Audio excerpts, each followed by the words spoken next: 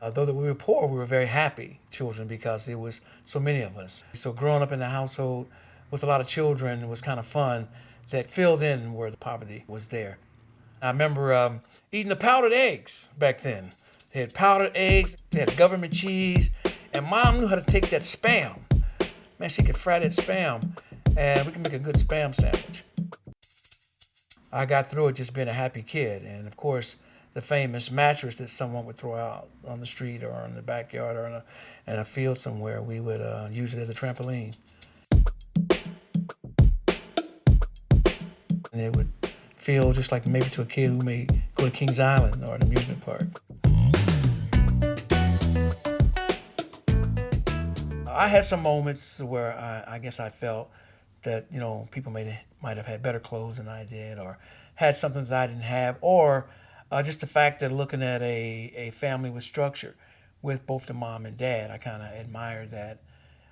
But as I got older, when I really started understanding the dynamics of poverty and the lack of resources and kind of the generational type of things that happen in poverty that my parents experienced, that I didn't hold it against them. In fact, my father didn't go to school because he was the oldest son of four of the children.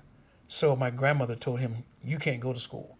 You're going to have to work to help me take care of your brothers and sisters." I look back on that, and the more I understood, because he was very talented. In fact, he was a professional comedian. Back in the day with the Red Foxes, the Slappy Whites, and that's when he got involved with drugs. That kind of really spiraled his life. I remember one time he became, I guess, so distraught with being in poverty that we were on the fourth floor in the building. He put us all in the front room and set the kitchen on fire. And I remember sitting on the bed at 7 years old thinking that I'm getting ready to die today. I have a lot of compassion for my mother. After I had my first child and just seen it for the first time, then I couldn't imagine how my mother felt having not doing it 9 times. And so, yeah, my mother kept us, clean. She fed us, she loved us, she did the best that she could. And I understood that under the circumstances that, they did the best, that they could with what they had. So, no, I don't feel any animosity. In fact, it made me want to work hard. So I remember Mother's Day. I was a kid working at the Sharon Gibson Hotel still in high school. I made sure I remember to buy my mother nice stuff for Christmas, my brothers and sisters stuff for Christmas. My father really was never around that much.